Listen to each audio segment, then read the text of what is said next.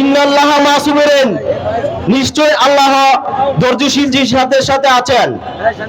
দীর্ঘ 30 বছর পর ডনকে এয়ারপোর্টে গ্রেপ্তার করার পরে প্রমাণিত হলো যে সুপুরের ফল তিতে হলো তার শেষ ফল মিষ্টি।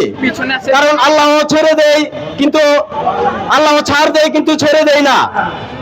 এখন ডনকে রিমান্ডে জিজ্ঞাসাবাদ করলে সব তথ্য বেরিয়ে আসবে। তাই আমি যেহেতু সাংবাদিক মিডিয়া ভাইরা আপনারা সারা জীবন আমাদেরকে একটি প্রশ্ন করে আসতেন যে আজকে আমি আপনাদের কাছে একটি প্রশ্ন রাখবো এবং প্রশাসনের কাছে একটি প্রশ্ন রাখবো। আপনারা কি চান যে নেই পক্ষে জয় হোক? আমি সবাইকে একটু হাত তুলে বলতে চাই, আপনারা কি চান যে নেই পক্ষে জয় হোক? তাহলে কিছুদিন আগে আমাদের এক ভাই মামুন ভাইয়ের লাইভে এসে এক প্রস্টিটিউট লোক শাকিল কিবরিয়া সেন্ট্রাল আব্দুল্লাহ সে নাকি সালমান ফ্যামিলিকে হুমকি দিয়েছেন যে এই মামলায় যদি আরো বাড়াবাড়ি করা হয় তাহলে সালমানের ফ্যামিলিদেরকে শাহরিয়ার ভাইকে হত্যা করা হবে।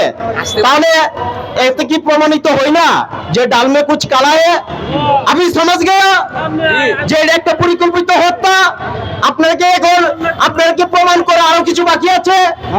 যদি প্রমাণ করার কোনো কিছু বাকি না থাকে তাহলে আমি সরকারের কাছে জনাব তারেক রহমানের কাছে আমি আকুল আবেদন করব বাকি আসামিদেরকে অতি দ্রুত গ্রেপ্তার করে তাদেরকে ফাঁসি রায় কার্যকর হোক।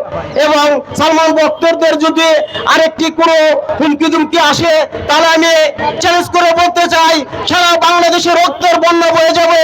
যতদিন পর্যন্ত সালমানের হত্যার বিচার না হবে ততদিন পর্যন্ত আমরা রাজপথে ছিলাম, থাকবো, আজীবন লড়াই করে যাব। এবং সকল সালমান ভক্তদেরকে আমি ধন্যবাদ জ্ঞাপন করে এবং মিডিয়া ভাইদেরকে ধন্যবাদ জ্ঞাপন করে আমার সংক্ষিপ্ত বক্তব্য এখানে শেষ করলাম। খুদা হাফেজ।